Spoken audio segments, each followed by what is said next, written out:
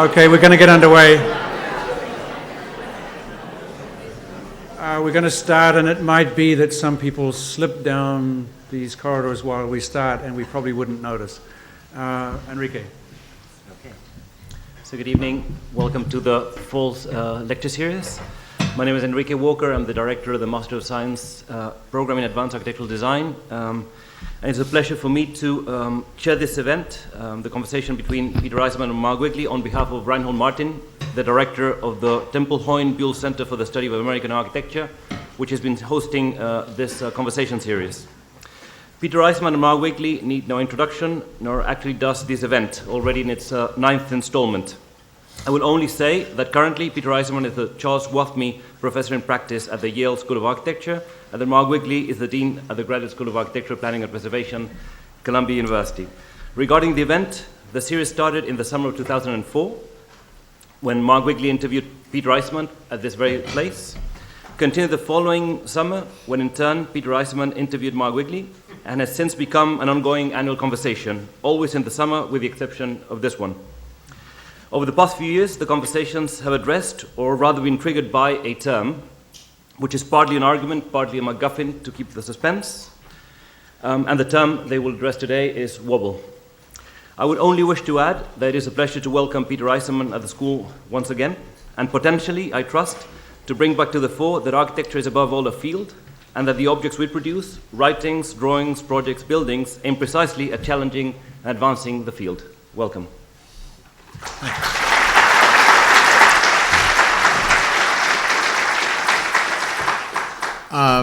It's very nice that after 9 years we've made prime time at Columbia. We were a sort of warm-up act, or an act warmed up in the summer, the past 9 summers. So I think Gavin Browning somehow slipped one to Mark, because when I saw Mark 2 weeks ago at the Biennale, he said we're meeting at noontime, which clearly isn't prime time here. So anyway, thanks Gavin Browning, wherever you are, and thank you all for having us here. Now, we ain't going to talk about Wobble. The theme that Mark and I are going to talk about is phenomenology and conceptualism, but since we were required to have a verb, wobble, for me it had two sources.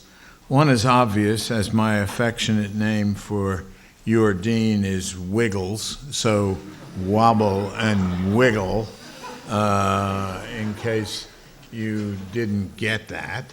And the second, more obscure, because some of you are not even going to know who this person is, has to do with the nature of my intervention tonight. Wobble is the way Elmer Fudd would pronounce wubbo. And you probably don't know who Elmer Fudd is. And I actually am going to talk about wubbo. And you don't even know what that is either from the way I pronounced it. But it's only for an older audience I get these jokes. Anyway. As in the past, I prepared a brief beginning to our conversation. And having just returned from the Venice Biennale, as has Dean Wigley, and having read the social realist pander today of the New York Times, why is architecture the only discipline that hates its heroes? I cannot understand. I thought it would be a useful foil to introduce our conversation tonight, in case some of you haven't read the New York Times. Under the seemingly innocuous and perhaps even populist title Common Ground, both Wigley and I participated in the Biennale exhibition. We were selected as one of the 50 or so architects to submit under the rubric of Common Ground, in quotations, and our office staged an exhibition in the International Pavilion entitled Piranesi Variations. Wigley, on the other hand, wrote for a publication of critical essays collected under the same rubric, Common Ground, in an essay titled Open Source Architect. Now, Mark and I agreed earlier that we would not talk about open source architecture because that would lead us into another whole thing. So that's a sort of an asterisk footnote. If we do well, we'll come back next week and talk about open source architecture. But there has been a little disagreement about what common ground meant, and today I received a letter from David Chipperfield, the director of the Biennale, who was replying to a critique by Wolf Prix that the quote that the Biennale was adrift aimlessly on the waters of current fashion. And Chipperfield writes back and says, in fact, that what common ground meant to him was an architectural culture bound together by shared intentions. And if anything could be farther from the truth, is that we all were there because of shared intentions. In fact, there was, I think, another theme that I would like to talk about. And I think this is not the case, that is, shared intentions, with the theoretical underpinning in the book. I have this book, good book to get if you want to know about phenomenology. Anyway, and the return of the phenomena. I should have sensed something was amiss from the start, that the title of the exhibition, Common Ground, masked an agenda. So it was not a drift in fashion, as Wolf Prix said. In fact, it was a very carefully staged event that did have a rather strong narrative. First of all, I want to applaud the appearance of a theoretical book in the form of a critical reader for the Biennale. But upon examining briefly its table of contents, my suspicions should have been confirmed.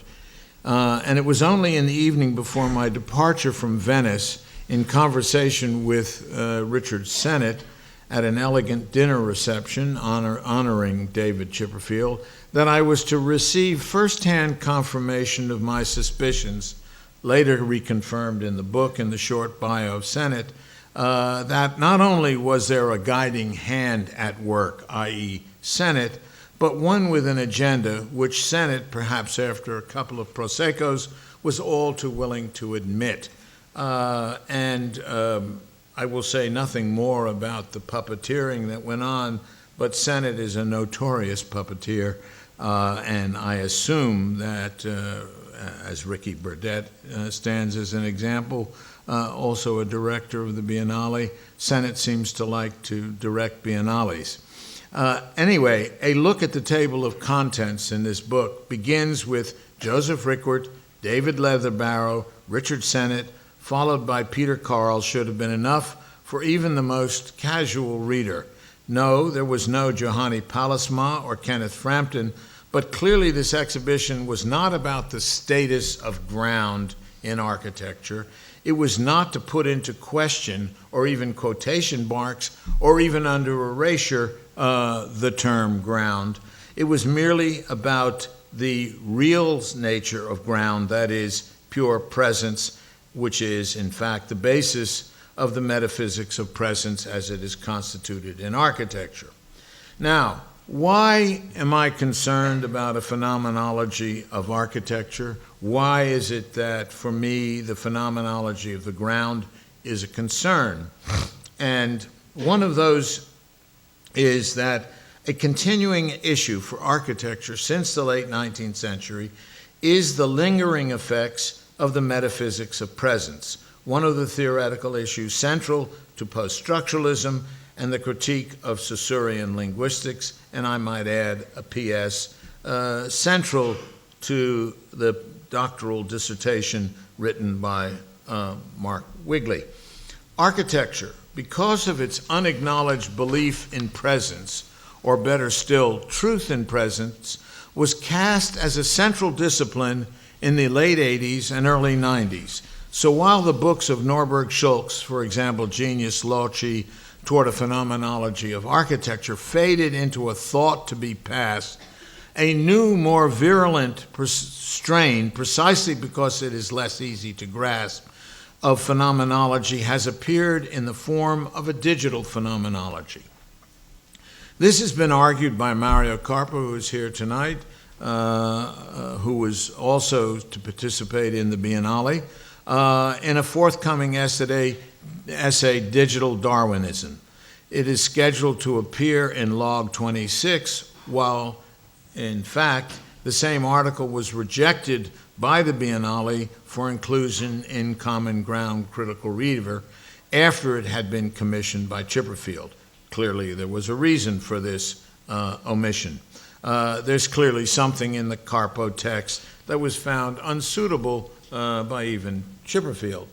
Carpo argues in this text that while the digital has opened many potential positive streams of form-making with concomitant social implications, it is its corollary, form-finding, that has Carpo concern. First, as Mark would also argue in his text, digital emergence suggests a new diminished form of authorship, but also with it a deterministic causality. At the same time, Carpo would argue this new digital emergence revives traditional, irrational, and vitalistic beliefs in the intuitive powers of artistic creation. This new vitalism has been reluctant, with few exceptions, to spell out the naturalistic bias embedded in self-organizing emergent systems. Read the affects of phenomena, read the metaphysics of presence, read the shift in focus to the material nature of form. According to Carpo, the phenomenological craftsman, i.e. Richard Sennett's avatar, does not analyze, calculate, predict, and thus design. He just makes and feels through his body and the body's digitally mediated prosthetic extensions. For me, if today there is one hot theoretical issue that remains in architecture, it is the ongoing dialogue between phenomenology and conceptualism. This is made all the more so by the digital and the emergence of the digital phenomena. If to be critical in any sense means to question the status quo, and if the ground is one of the central issues in architecture, then to reaffirm the ground's reality, that is, its literal presence, does little to question it. If then accepting the definition of ground, and again, if we're questioning the status of ground as literal presence, we have to question the status of ground as fundamental to architecture, means that we have to first accept the ground as phenomenon, then common ground fails to put this term into question, in quotation marks, or under erasure. It would seem to me, and my question for Mark Wigley tonight, is the obligation of any such biennial demonstration would be to do just that. Okay.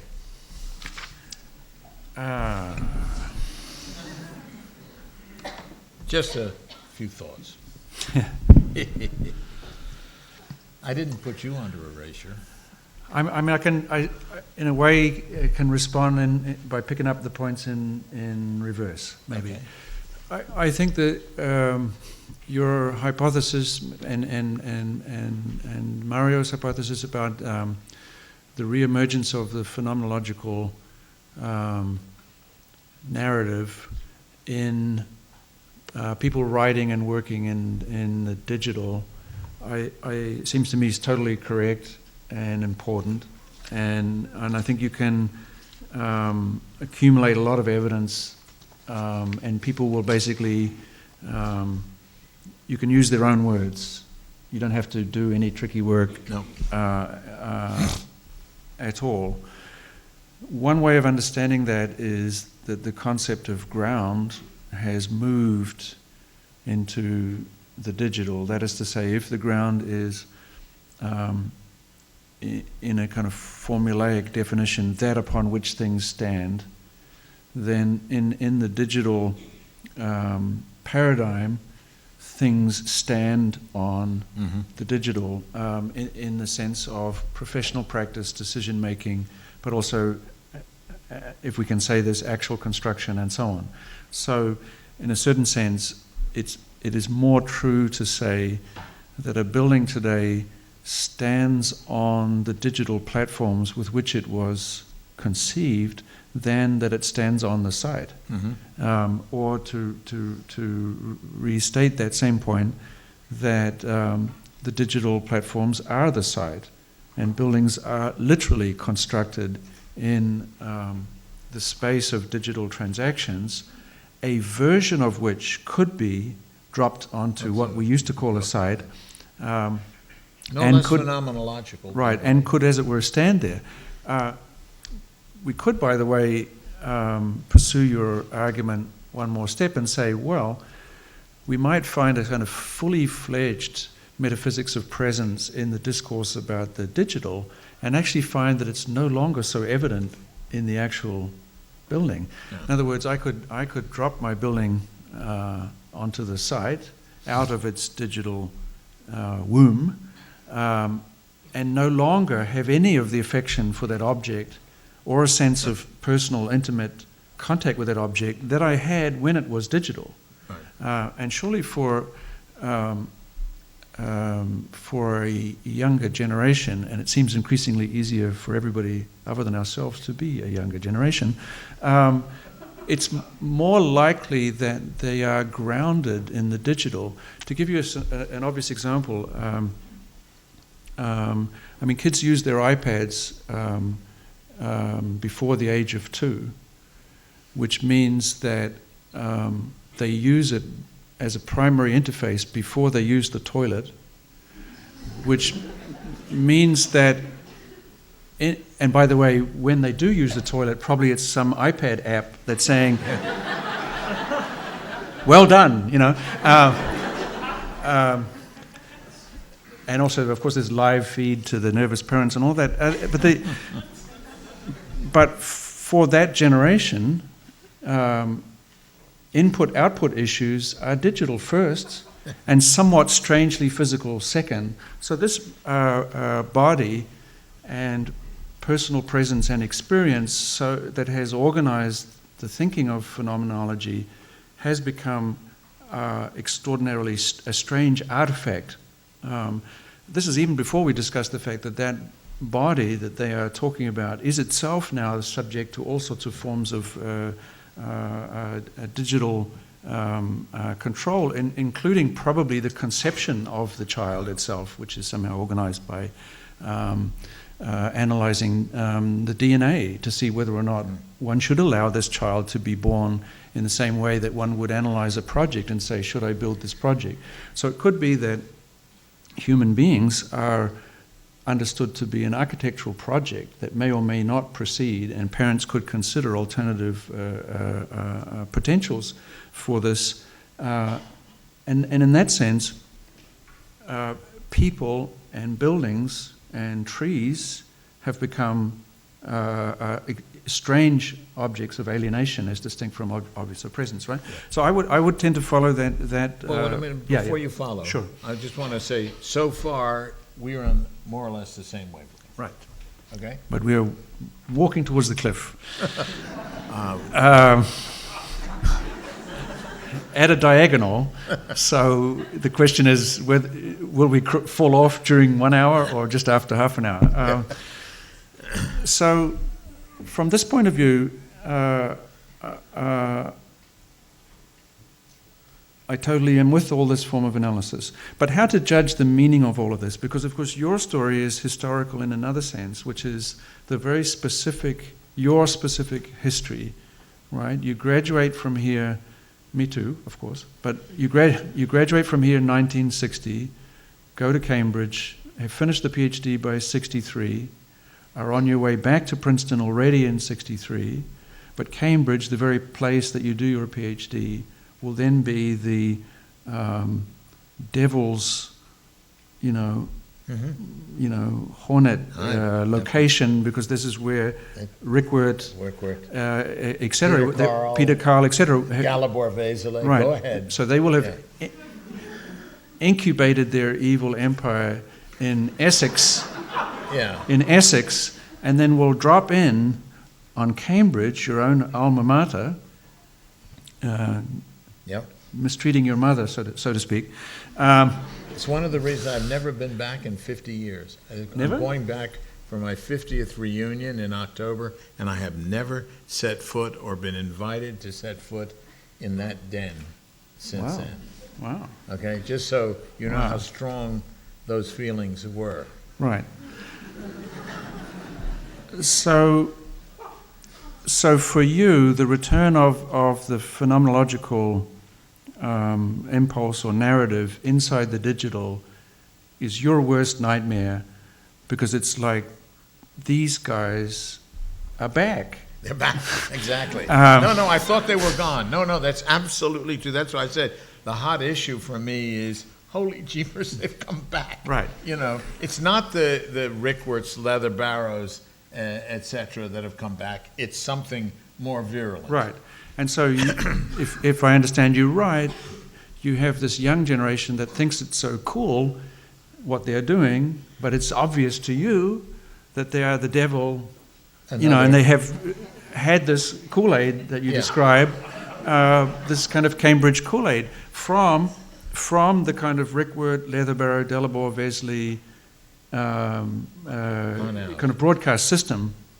Perez Gomez, Yohani Palesma, Liebeskind. Right here in Columbia. Some here in Columbia, apparently. So, They're all over there in Yale as well. I mean, but you form your heroic form of resistance against the evil empire by the question of the instantiation of the metaphysics of presence. Are we still going to be a centric being in that metaphysic which was under attack by post-structuralism for 20 or 30 years, which they thought they had won a victory, and here it comes back? That's the issue. Okay. Well, some clarification. Okay, but what I was going to say, I still think it's worth saying, is that you position conceptualism as the sort of natural other side to this.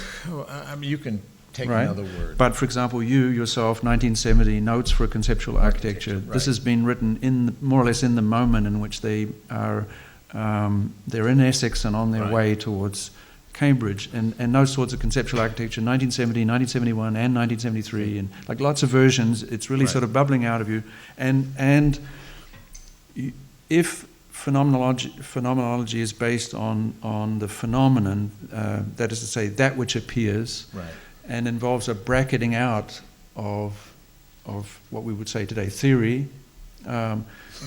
Perhaps the conceptual is a bracketing out of experience, of feeling, emotion, etc. So you position yourself as on the conceptual team versus the phenomenological, and for me the difficulty lies there in a sense, because of course the conceptual is also experienced. Yes. So in a way, you produced experience, even famously with the Notes towards a Conceptual Architecture, where there's no text and only the footnotes. Right. It's an experience, right, of an empty field with one or two numbers on it. It does question the metaphysical basis.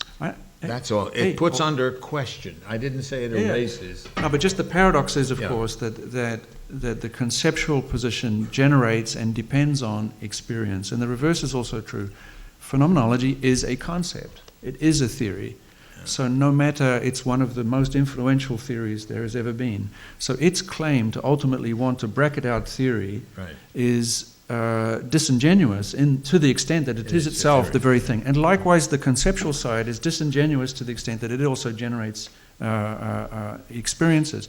So I think it's possible to suggest that when we argue about the digital, one might find again the same kind of move. That of course, in the digital ground nurtures very much all of those instincts, but it also nurtures, let's say, a parallel set of instincts around the conceptual. You yourself are in the middle of that digital world, no? Yeah. By proxy. Yeah, but go ahead. But you would agree that the one side or the other, the question of presence or the questioning of presence, while they're both theoretical, one side does not question presence and the other does. That's all. I'm asking whether the issue of questioning is alive in digital phenomenology as it would be in, let's say, digital conceptualism, if you want. Yeah, I'm not so sure that the conceptualists really question anything either, I guess. Well, who first of Who all, does? there's so few of them that Rem, I would say, as a conceptualist, does.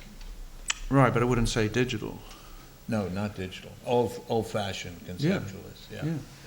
I don't know that digital conceptualists. Maybe Mario Carpo is. No, but it's something to think through. A digital conceptualist wouldn't necessarily be somebody who uses a computer. No. Not at all. In the same, I think it's so. I mean, maybe we can try something along.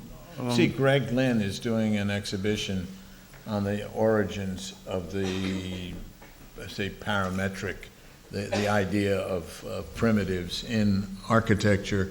And two of the people in his exhibition are Frank Gehry and myself. And Greg would argue that our Frankfurt Biocentrum was the digital without computation. That is, Right. and he would do the same with Frank Gehry. So you could argue that our roots are there.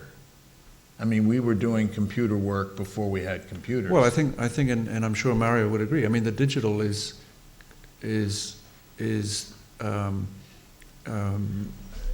there a long time before computers. Right. I mean, computers are a kind of a fantasy that Right. was, to some extent, realized, but not realized in the way that it was intended. So the digital is a kind of a worldview, is a way of thinking and So interacting with the world. where have we come off close to the cliff? Well, I'm waiting for that. Because I don't feel that close because to a cliff. you think that the ground has to be placed under erasure. I'm saying the ground, you cannot consider architecture without a fundamental value given to one way or another to ground, because it is one of there's no ground in painting necessarily, there's no ground in literature, there's no ground in music, there is ground. There's a datum plane, there's a datum that you can call it ground, you can call it a datum, you can call it a plinth, you can call it whatever you want. All right. But you cannot excise ground from a discussion of architecture. Well, I think architecture is the thinking of the ground. Thinking of the So the that's what questioning of the ground. Well, just the thinking. Well, let's call it No, questioning. but questioning implies, question's good. We all, wait a minute, the purpose of the critical is to question. Right, but if you've said from the beginning that questioning is good, then the phenomenologists are already destroyed by your argument even before they begin, because they're going to say, Good. everything. Right, but it makes it. But saying that their problem is that they don't question is uninteresting. It is very uninteresting. You Saying- can't say that. Right? So That's- because what yeah. they're saying is it will, if you would get yourself out of the way, like Yeah. your theory out of the way, you would allow it to be. be. You would feel the now of course what we of the devil's camp from the other perspective would say is, if the ground was what the phenomenologists say it is, nothing needs to be said because the ground will do the talking. In other words, if, for example, That's a cop-out. think about it. I don't think- that's one of those vitalistic, naturalistic No. arguments. The ground will do the talking. No, if the ground is present in the way that you say, and that this is the foundation and organization of architecture, then what architecture will present to you is in a Heideggerian sense, the kind of groundingness of the ground. But if the ground was indeed like that, it wouldn't require the supplement of architecture to make that statement. So the post-structuralist view is, if the reason that there is an insistence on letting the ground talk is because the ground actually doesn't talk. Requires this thing to speak for it, which means actually there's no ground. There is no ground. So that That's a Wigley argument, by the way. Architecture is now a supplement, by the way, you just said. Yeah. Architecture is a supplement to ground rather than ground being a fundament of architecture. Yeah. No question. Well, that's a question. So if architecture acts as the mouthpiece of the ground, it's because the ground is in itself silent, cannot speak for itself. And the post-structuralist position says the supplement speaks for the ground because actually there is no ground, and the only sense that we have that there is a ground is that we are surrounded by supplements that speak the language of ground, a language that would not need to be spoken if there was such a thing as ground. So the post-structuralist move is to say that things stand, it's not just that they stand on nothing, like an abyss. Right. They stand because there is nothing, and we need something to stand. But right? in architecture, the reason why it's fascinating for post-structuralists is that architecture defies the post-structuralist argument because the ground is there. You can always touch it. And that's not the case with ground in other discourses, literary, music, etc., that post-structuralism had no problem with saying there is no ground there, or there is no frame. Okay, I'm with you. I mean, I think that's one of the problems of architecture. Why it was so interesting to Jacques Derrida and post-structuralists is precisely because it was the epicenter of the metaphysics of presence. It did have being, and it had the being of being and the meaning of being. But Peter, yeah, go ahead. When you just said the ground is there because you can touch it, yeah, that's a problem. It seems like you're playing for the wrong team. No, it's precisely that we need to question the fact that the other team. But you said, yeah, quote unquote, in architecture is different because you can touch it. You That's see, right. You can touch it. And I would want you to have said that you can't touch it. You can touch it, but you don't learn a damn thing from that.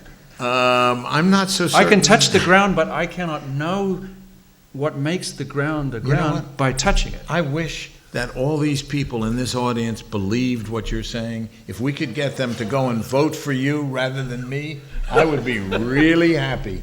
No. But I don't think they believe that. I think they think the ground is very, very real. And everybody who does an architectural project in this school or other schools starts with a site analysis, right? They got to go see the site. Why do you have to go see the site? I never thought you got anything from seeing sites, but that's what they do. They have to go see the site. They take pictures of the site. They discourse on the site. Holy God, Mark, if you and I want to agree that the ground doesn't speak, then we should not start with the site, because what the hell are we doing but, you know. The site is good. I like the site. I mean... Go ahead, come on. Architects don't... You're on an edge of a cliff right here. Yeah, because all of your students go and do site visits, site analysis, etc. When I take my students on a trip, we never go to the site. We go and see other things. Anything but the site. It's just, I gotta not buy into this. You opened it up. No, it's too easy to use your own knife against you. You know, I want to have mercy. I mean, we can't agree about certain. No, things. you can. No, architects have a performance of the site visit. Right. This performance is used to construct the idea that the site was found and that their design is placed on an existing site, right, and takes its strength and it speaks from to its them. Unique way of drawing from the site, right, it's and et cetera, and combining them with the things coming from the outside by the wonderful architect. But of course, the site is the number one thing that is designed. What the architect brings to the site is the site. If the site was a site, you wouldn't need an architect. It would be what it is. So Let's not get into that in your essay. No, then we're going to get too close to this. No. Think about it. If a site, according to the metaphysics of presence, is what it is, Right. such that any account or experience of it is an experience of the uniqueness of their place in all of those qualities, why would you ever ask an architect to do anything? Because you're trying to, why I would say you ask an architect to put into question the very condition of being of the site. Right, by producing a kind of idea of what the site is. An the alternate idea. Well, no, just the first idea. But you don't have to go and see it to do that. Not at all. Not at all. But that's just I'm saying that's a performance. Performance, okay. And you mean to say your kids in this school go out there and they know they're involved in a charade?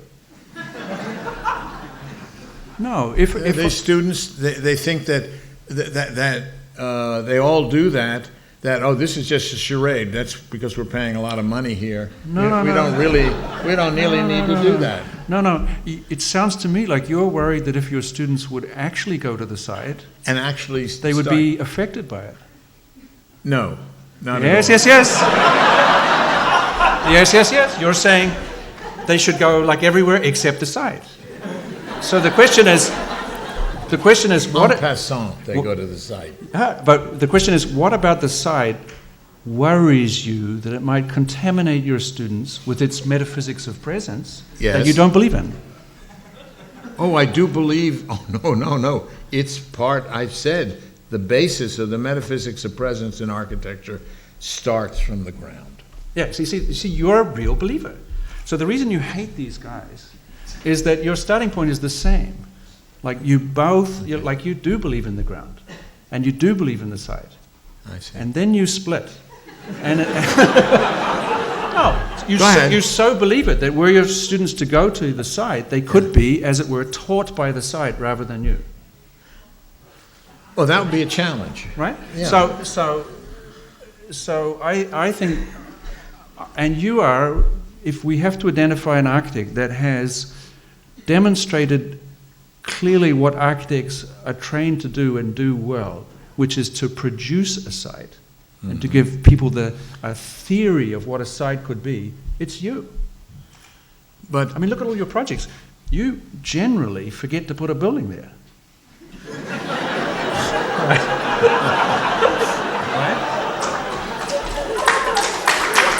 Right? So mainly what you do is he's much faster than I am. He's used to this. Look. No, but you know what I mean. You are the expert in doing a kind of surgery with what would have been called the ground, right? And you turn the ground into a disorienting, unstable, conceptual puzzle, right? So you kind of that's your expertise. Yeah, but that's what I'm arguing for. That expertise. Right, but what's interesting is you think that the digital. You feel like you have to do war with the ground to accomplish this. I think I have to do war with the people that believe in the ground as opposed to. I think my war, as I said, if let us say you go to a shrink, and the idea of going to a shrink is you walk in and you're supposed to tell him or her what you don't want to tell them. Okay? Right. That's the whole game. Can I get you to tell me what you don't want to tell me, right? What you really don't want to tell me, right? And there's only one issue in architecture that really gets me in that same mode just before I go through the door of the analyst, right? And that is phenomenology versus the conceptual. And I don't think we're on the same couch. You and I. No, well, I know we're not, but I mean, you're not now a digital phenomenologist. No. I do. I mean, okay, but you know me. You like to disagree with me just for the sake of the evening because of the performance. But we're closer on this than you might imagine. I do think that the kind of Rick Wirt, Leatherbarrow, Peter Carl, et cetera, is the devil's work. I think it's the most hypocritical, manipulative,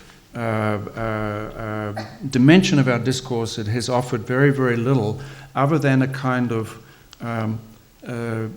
easy comfort to those who would imagine that the world that they live in lacks truth. Right. And so basically it's like any of the other religions, and it is clearly religion, it offers deep meaning close at hand, in the ground, in experience, in your feelings, and in your emotions, to counter sense of alienation and disconnection and so on. So it is, as it were, designed as an antidote to modernity. This is its function, and therefore it seems to me it's a singularly conservative gesture. It's not a question of saying, are these people serious, or are they doing their work well, and all of that. It's that the only real purpose of this work is to offer a kind of reassurance that there is a foundation and so on. Let's take that up for a minute. Yeah. Let's go back to another discipline, sculpture. Sculpture used to be on a pedestal, movable, etc. Right? Right. And sculpture said the radical move that we can make in the 50s, 60s, and 70s is to come off the pedestal and go to ground. That is to be site-specific, right? That is to nominate the ground as an attack on our metaphysics, right. Okay? And so sculpture occupied the ground, right? Okay? Michael Heiser, Robert Smithson, all of those guys were, in a sense, taking the ground away from architecture. In other words, what had been nominally architecture's metaphysics. Oh, yeah. Okay? So sculpture did it. Now, what modern architecture had done, let me do this, is Corbu realized, how am I going to attack the metaphysic of the ground, is the piloti. In other words, that the ground, the architecture was sightless. Didn't matter where it was, just put it on sticks and move it around. Then, to be in our postmodern sensibility, post-structural sensibility, neither the sculptural alternative nor Le Corbusier's alternative fit. So we needed to find a way to return to ground that was not phenomenological, not metaphysical, etc. To find what I would call a figure. In other words, turn the ground into a figure. And I would like to argue that there are many instances of work, not only by me, by others, where that return to the ground, but not as it used to be, nor as the sculptors had it, nor Corbu, has been, was one of the things that dominated the 70s, 80s, and 90s, let's say, okay? What I'm arguing is we didn't worry anymore because the phenomena, we had gone back to ground without phenomenology. Right. Norberg Schultz didn't exist. The Pallasmaa was a sideline. Leather Barrow, he's at Penn. You know, I mean, nobody wants to be at Penn. Sorry, nobody wants to be at Penn. Suddenly, that's, I mean, when you talk about the worst nightmare, suddenly it's back, you know. And I just want everybody in the audience, why we're here having this discussion, is not to be so naive as to think there are no problems. We have this parametric world, you know, parametricism 1 and 2. We have these primitives, etc. That there is a dibuk back, and we ought to be aware of it. That's all, and that's what our discussion is about. Okay, so I'll give it a shot. Yeah. If you follow the line, it would say that your work, for example, which a kind of architecture in the expanded field, right, coming out of Rosalind and all of this stuff, right, and the kind of impulse of the horizontal in sculpture during those years, where that was turned into, I mean, one of the ways to understand the work is the ground is no longer that on which something stands, but is actually itself constructed. Right. Right. I think that's completely resonates with the post-structuralist And if you take our Berlin Memorial, which couldn't be more physically present, Right. but on a constructed ground, Right. right, which doesn't exist. So the ground is not simply there. It's not that which gives strength. Right. It is actually weird. Weird. And for example, that's why no need to fear the students going to the site, because what they will encounter is the total weirdness. And in fact, the nature of the commission is generally to reduce that weirdness. Your desire has always been to increase it, which is interesting, right? Still. I mean... go ahead. I want to know where you're going to end up on this one. So if there was a phase like in the 70s and 80s, which you, particularly 70s, where you show how going into the ground was a destabilizing disciplinary assumptions, etc. Right. The risk of today is not the digital per se, but it is the extent to which another generation may think of the digital as being a ground that precedes them, on which and with which they work, as distinct from an artifact with specific ideologies. And in other words, the digital... But how can they think that if they study architecture? Well, the very word platform. Yeah. When I say digital platform, the implication is I'm standing on or in and reaching out of something that's already there, a digital platform. So I think you find the most interesting students in architecture schools went through scripting and so on to try to find a way in which they would participate in the redesign or reconstruction of the tools. So rather than be the happy craftsperson using the latest tricks, they wanted to destabilize the environment in which they operate. Those architects who never had a problem and sort of seamlessly use the tools get celebrated as digital in the media and so on, but it's actually, you could argue that they're the least digital of all. Now, when you guys did your stuff in the 70s, you worked against hundreds of years of kind of ground discourse, and I think perhaps it's also a little bit much to us already be asking for a younger generation to already have found the techniques for destabilizing what is arguably a kind of globally hegemonic electronic platform, because so much of our business world is premised on the same but it's technology. not too early to ask them, because if we don't ask them while they're in school, they're going to, in other words, school ought to be about asking them. In other words, look, fair enough. Students earlier and earlier are saying, look, to get a job, we need to do X, Y, and Z, right? Not to learn about architecture, but to get a job. And I think you always said that school is a speed bump. Yeah. The problem is it's become less and less of a speed bump and more of a speedway, right? I think that under the guise of the digital as something that has the potential to overturn radically, to deal radically with presence, it has not done so. And I think if you and I would argue that to deal radically with presence, whether it's with the digital or without, still remains one of the major put unto erasure questions of architecture. Has to be. Because what other discourse deals with presence the way we do? Sculpture in a very different way. In other words, you don't have to walk in and around sculpture to be affected by it. Their presence, music, literature, they all have presence, but are being strangely, reduced. And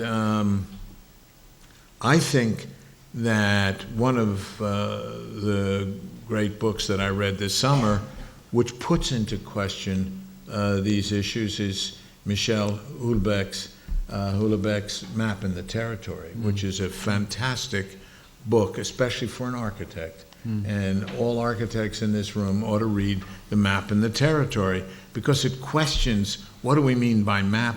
What do we mean by territory? Basically, what do we mean by ground? Right. For what it's worth, it's like an academic footnote. I never used the word presence in any article, not in the dissertation, never. In the dissertation? Never, not once. If I did, it's a mistake. Did you use the word? Did you use the word metaphysics? Yes. Yes, you did. Yes. Quite often. So the argument... Under a ratio. No, but it's not to argue against it, but it's a point of clarification, because the argument was, sorry about this, the argument was, if architecture is so essential to philosophical discourse, then it cannot speak about presence without referring to architecture.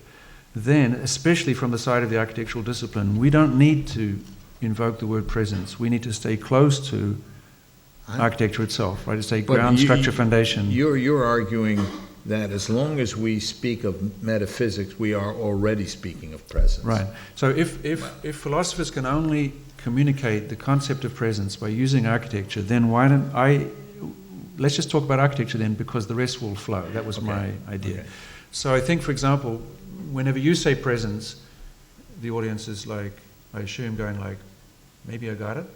And when you say ground, they're going like, I got it. Yeah. Right? So, but you mean the same thing.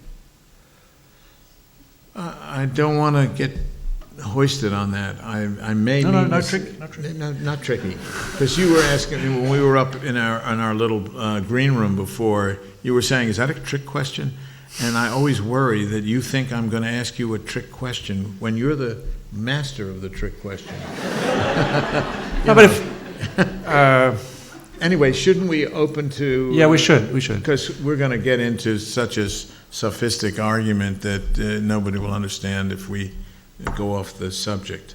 So we're going to start, and Enrique maybe will help us find the right... Should we turn the lights on? Maybe the lights could come back up.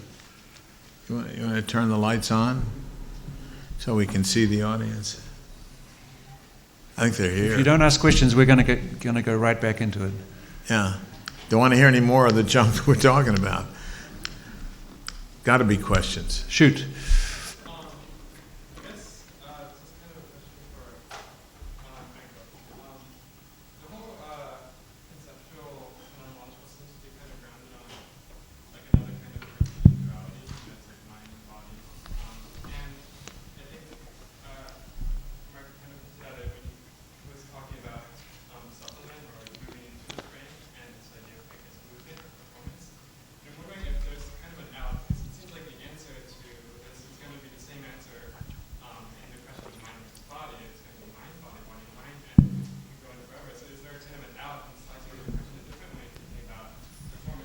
Whether it's in relation to, say, I don't know, Judith Butler identity or performance, as in that it happens, if you do it, it will happen, or it is there because you are doing it, not because it's already existing. So then the question of a solid ground is kind of out the window because you're less thinking about what is there already and more like what are you doing. Are there outs to this back and forth debate that wouldn't follow the logic of the Cartesian duality?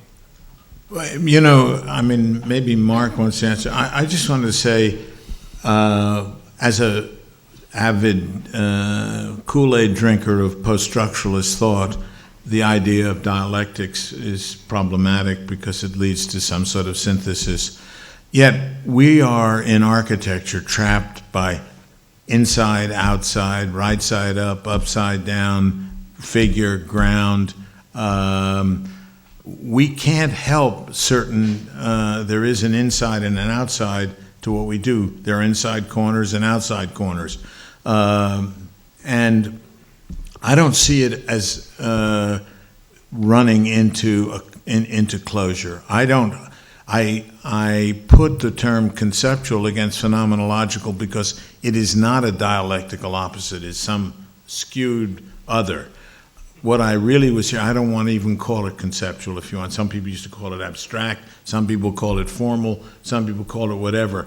I just want to call what is happening in the digital a new nascent form of phenomenological, okay? And just leave it at that. I don't want to say whether it's dialectical or not. I just want to say I think we ought to watch out for it because there's a lot of Kool-Aid coming with it.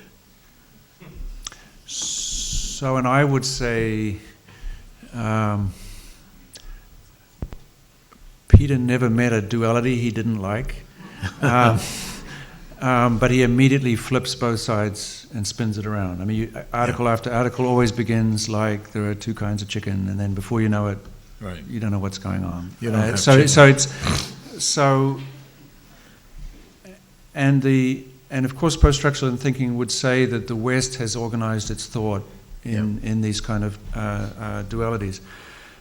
But again, one easy way to show how these dualities are not quite the way they seem, deconstruction begins, like from a historical point of view, by a rereading of Husserl's Origin of Geometry. So it goes back to the founding father of phenomenology, and then doesn't ever deviate very, very far from Martin Heidegger, who's either, you can read it either way. So post-structuralist thought has a very ambiguous relationship to phenomenology, because phenomenology, again, is based on this claim that the world will, as it were, it will speak itself.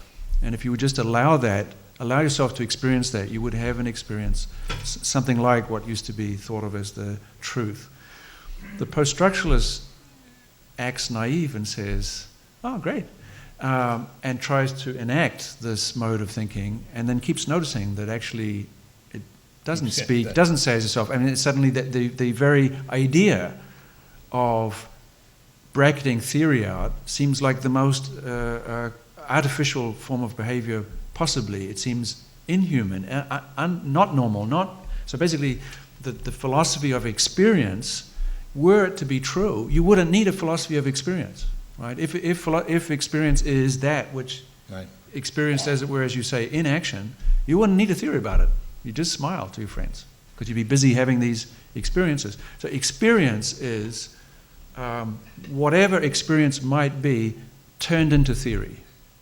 So when, which is to say, not experience anymore, but a kind of representation of experience. So when a group of theorists in architecture call for an architecture of experience, it's not experience per se that they are calling for. They are constructing an artwork which privileges certain kinds of rhythms, certain kinds of sentences, and even certain kinds of architecture. I think it's relatively easy to demonstrate that phenomenologists have a very limited set of architectural objects that they are willing to describe the experience of, which means, in fact, the point of their theory is to say certain kinds of objects are good and certain kinds of objects are bad. If we could for a moment return to the Venice Biennale, clearly a very specific set of options was getting the thumbs up, and another set of objects was getting the thumbs sideways, and the thumbs down were not present in theory.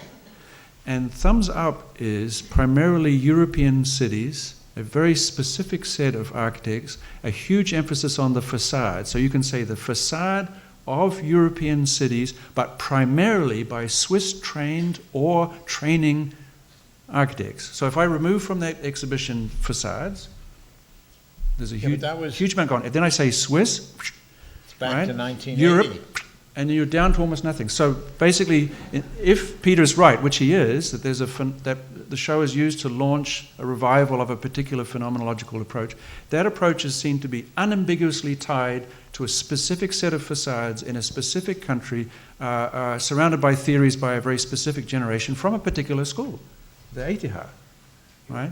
You're right, but the question is why you call them phenomenologists? Well, I mean, Enrique never heard of it. oh, I was a student.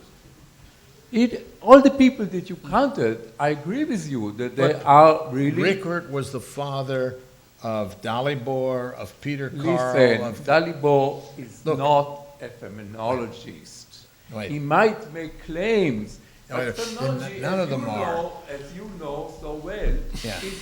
is a conceptual analysis above all. Yeah. These people are not. What I think that We give labels to people. Sorry, I know you participate in the exhibition. I've been there, and therefore you tend to think that this Biennale was terribly important, but in fact it wasn't. It represents a really kind of rare mirror view of architecture according to Mr. Chips. And Mr. Chips was a very small potato in that. He works on appearances. Yeah. He has no theoretical insight whatsoever. Nor was Senat ever a phenomenologist. No, Never. No, it was Senate. No, wait. These are not phenomenologists. Wait a minute. There is no contrast between Let me ask you a being question. phenomenologist and being conceptual. When- Being look, conceptual is being phenomenologist. But may I ask you to clarify something then, all right? Okay. Why don't you keep standing? I have a question for you. Wait. I have a question. In 1961 and 62, I was used as Colin Rowe's bulldog to go after a specific person that he had an enormous debate with, Joseph Rickwert. What was the debate between Rickwert and Rowe that was so important at that time? Of course, they're both intellectual, both conceptualists, but there's something terribly different in their argument. What is that? Listen, Colin Rowe was seriously devoted to theoretical approach. He had a very serious teacher, as you know very well. Yeah. Not Rickwert, but Wittkower. No, but what was the... And Rickwert is a antiquarian. He collects these things, and he was opposition to Colin Rowe, naturally, because he's an antiquarian, and Colin Rowe was never antiquarian. No, Therefore, okay. If you accept that you Rickwert... You were a student of Colin Rowe, I was a student of Rickwert. Yeah. And I can tell you, Mr. Rickwert could not finish a sentence without pulling a book from his... Neither could Rowe, by the way. The man was totally No. antiquarian. He was not a modernist, even if he wrote a book called the Early Modern. Yeah. He never really... But I mean, the thing is, you hit the point.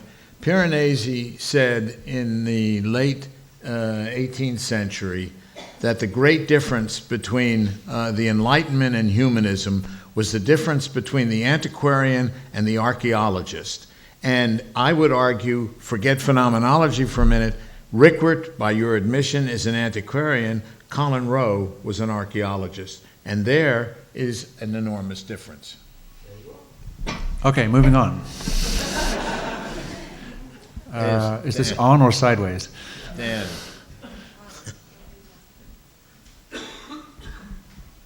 It is said that institutions have memories, and I seem to recall not being necessarily part of the institution here more than 10 years, 15 years. When I arrived here, instead of phenomenology being attached to digitality, it was a Gilles Deleuze. Oh, that's one of the culprits, too. And as I learned from Yehuda, and speaking with many people, Gilles Deleuze, his origin was phenomenology. Yes. And he veered into speaking of the philosophy of experience, radical empiricism, and his own notion of plateau. How would you say is it possible to think that, or suggest that the vacuum left after Deleuzianism is gone would be what you're seeing as the return of the phenomenological? I don't want to argue that, because what I'm doing right now is trying to understand the discourse, the difference between Lacan and Derrida. And one is a structuralist, one is post-structuralist, but we are working, when you come up to Yale, you'll see, I think that's a discourse I'm really interested in. What is the distinction? And in particular, their struggle, where they never spoke again, was over Poe's Purloined Letter. And of course, if you've never read the Purloined Letter, it's a great way to then understand the difference between Lacan and Derrida. That doesn't answer your question about Deleuze, but I think Deleuze is something other. That was another Kool-Aid bout that happened in the 90s. I don't think it's with us now. I'm not certain that the digital phenomenological is that new generation of Deleuzians. Partly so, but I wouldn't be competent to speak that. For what it's worth, I suppose I think that the line between experience and theory, for example, was not invented by phenomenology, and phenomenology is not, which accentuates experience theoretically, right? So it undermines itself. But you can't kill phenomenology, even if these are some of your most despised colleagues, and I agree with you entirely on their influence, no argument can possibly interfere with the attractiveness Right. of this position. So it returns, one could almost say naturally, in the digital ground. But just as post-structuralism is a taking seriously of phenomenology, and by taking it seriously, uncovering it, turning it, twisting it, and exposing something differently, one can take the digital phenomenology and take it seriously and go with it and ride through and then slowly locate other dimensions, in my opinion. So I think the desire to, as it were, kill, of course the interesting thing about the rereading of Husserl and Heidegger and so on, the person who's doing that, our mutual friend, never claimed to be the enemy of any of that, but just slowly turned. But all he did was to honor the argument. If the argument says, let's learn from that which is there, unambiguously there, in your experience, whether it be an idea, an emotion, a feeling, and so on, what he demonstrated is what one would actually learn, were one to do that. And what one would learn is entirely radically weird and not at all supporting a very particular form of architecture. You could, for example, see all of these empty facades in the exhibition as some kind of horrific nightmare, some kind of uncanny emptiness, as distinct from the fullness of of European self-understanding of urbanism, etc. The Biennale, just to go back, first of all, for me right now, it's a discount shopping mall. And the only thing interesting are the shoppers. And you meet all the shoppers for a year, and you go back 2 years, the same shoppers are there, and everybody seems to need to go there, and nobody looks at anything, number one. I would argue that there was a time in the Biennale when there was debate, and I have a picture of, I think, 26 architects in a room at a debate when they were all there, all sides, and the famous debate between Aldo van Eyck and Manfredo Tafuri occurred in '76 in Vittorio Grigotti's Biennale. It started out to be something other than that was what it started out to be, and it was Portuguese who hijacked it in '80 to do Strada Novissima, which is the beginning of the facadism. One would like to think that Rem, now doing the next Biennale in 2 years, on the subject past, by the way, where he claims he won't have any architects, might be a refreshing alternative. I don't know. I mean, there was clearly will be one architect, but I think he's got big brass ones if he's going to be the only architect. But anyway, that's what I've heard. We got a couple more questions, and then. Yeah, way up the back there.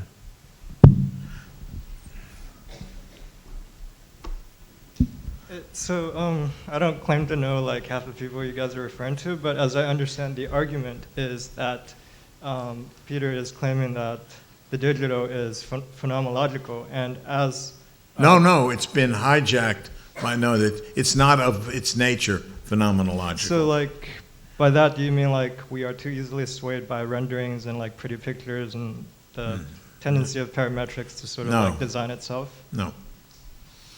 That's not what I meant. Okay. But it's a If little... he did mean that, what would you say?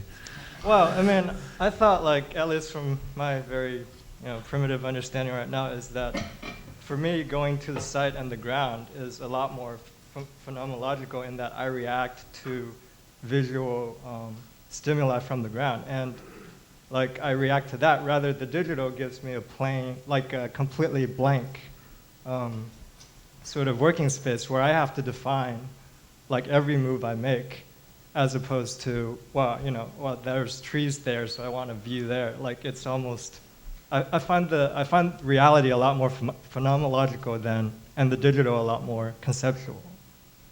Yeah, interesting. I mean, but your sense that the digital platform is blank It's is totally- sort of like saying that a white wall is empty, Yeah. like nothing's happening. A wall is only white as a result of an enormous set of procedures and assumptions. Even when you use the word site, so site implies the place where something will be built. So you have, even when you call it the site, it's no longer whatever it was before there was the thought of putting something there. So it has become something different. It has been redesigned. The whole idea of a site visit is to stop the place from being whatever it was. It's become the place for architecture. It's become a site. So in the same way, I think it's possible to take a more interactive relationship with your tools and imagine that you will change the potentials of them. So if you say, for example, that the tools are your site, you may feel more free to act in that space. And it is a site, and it ain't empty. It's not blank at all. And blank ain't blank. Yeah. Maybe one more. Yeah. Yep. So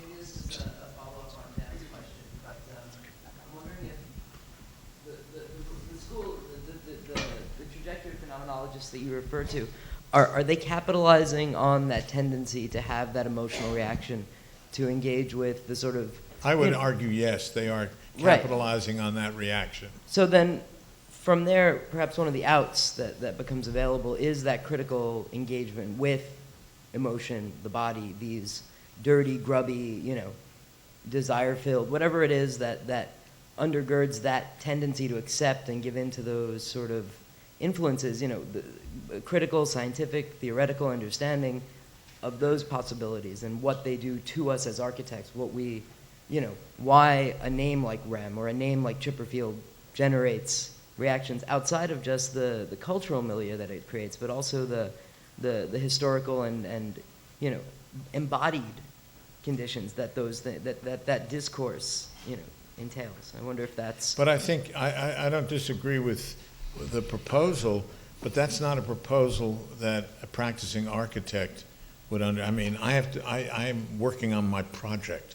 My project is not to disentangle scientifically the problematic of desire that rears its head in digital phenomenology. I could care less.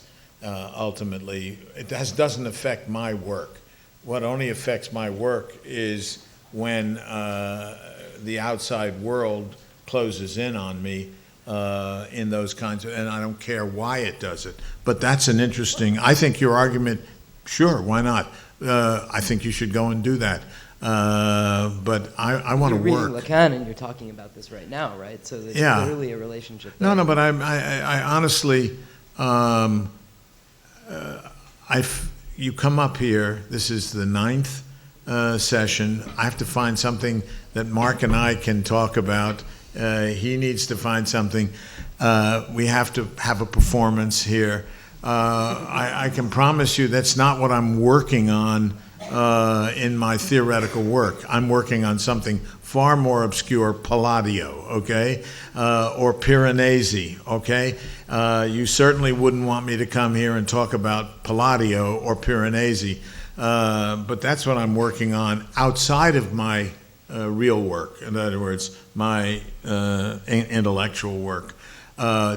This question of phenomenology versus conceptualism was only a red herring so that we could get together tonight. And it characterized, because whether Yehuda wants to call Rickward, I use the term loosely, Rickward is a problem, okay? Always was, right? Leather Barrow is a problem. Senate is a huge problem, right? And yeah, okay. The craftsman is a problem. And I could go on and on, but they are problems out there in the sense that they infiltrate into the worlds that we are occupy. I mean, look, 14 pages in this week's New Yorker magazine, one of the magazines I respect, on this Danish architect. I don't even know how to pronounce his name. What? Ingalls, that guy, Bjarke. I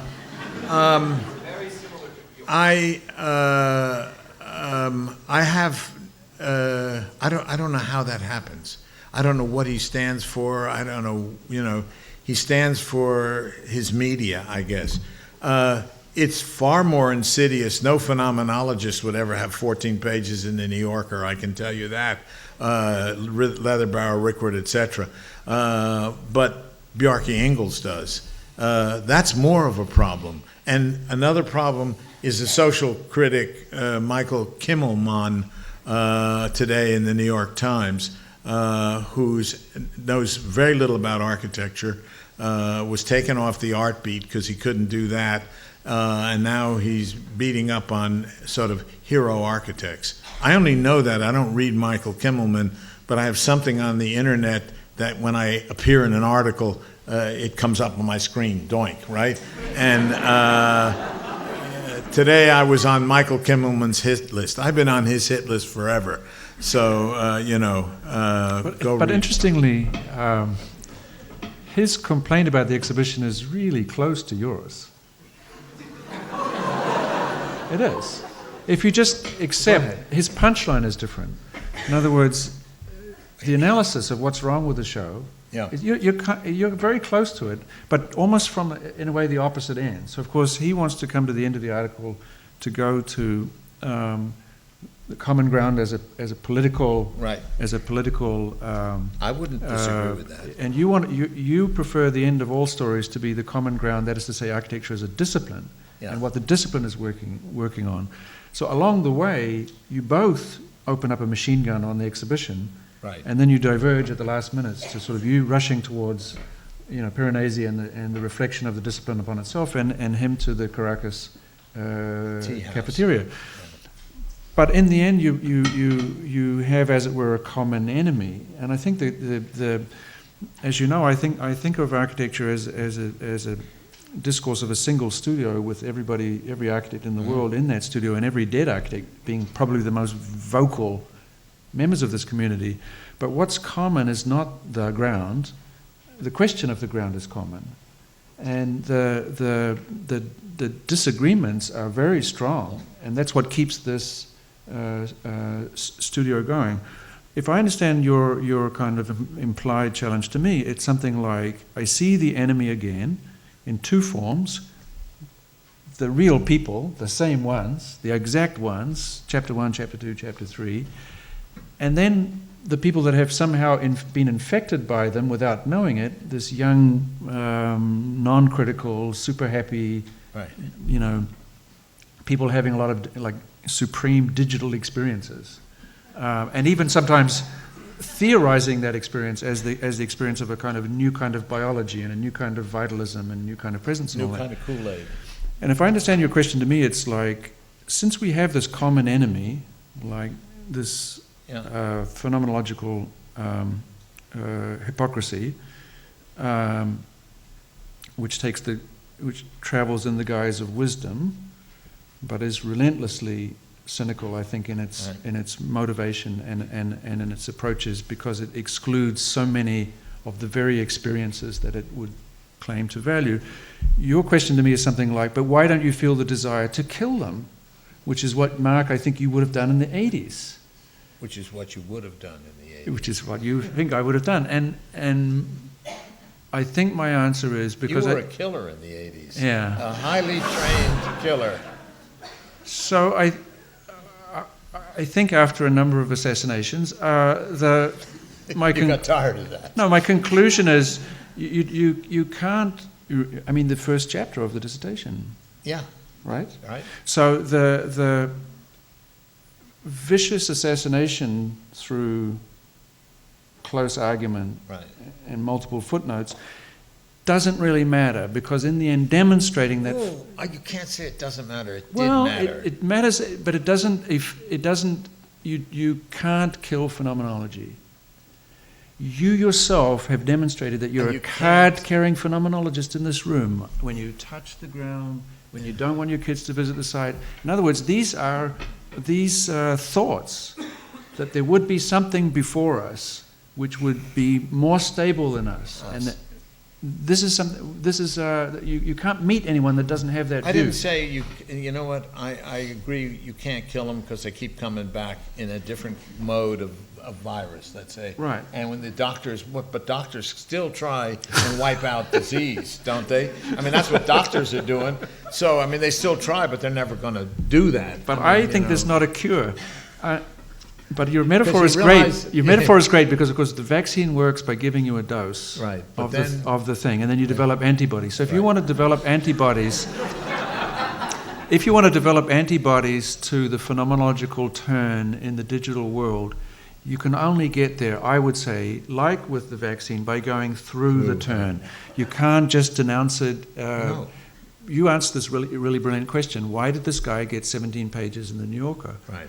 If the answer is something other than he's got a great publicist, which I'm afraid is probably the case, and a really good hairdo, if there's a deeper reason, that is to say, why does such a position That's an interesting. feel attractive to the magazine such that it would constitute That the right kind of magazine. message? If you feel like, if you can develop a structural explanation of why that person in that position and that happiness that he exudes Right. is news now, then you might have an answer to kind of what is going on with this turn that you're describing. You great. Can we get somebody in the room to do that? Because that would be sleuthing. That would be really good.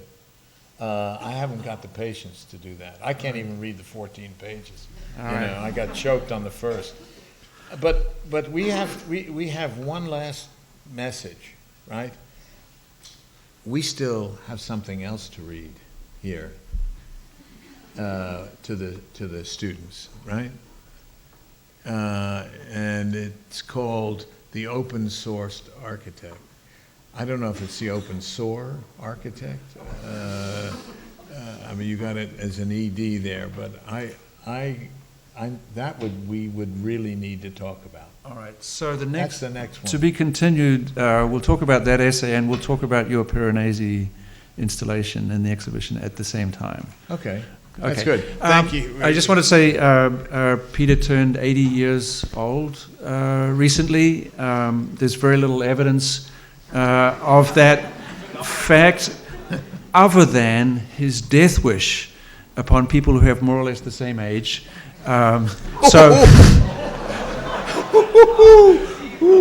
So this could have been much more fun if you were actually with the people whose feelings are so strong in your life. But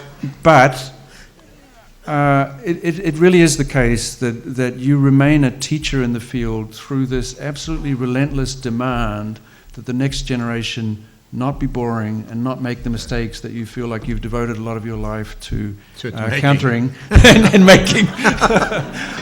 And for that, we are super grateful. Thank you.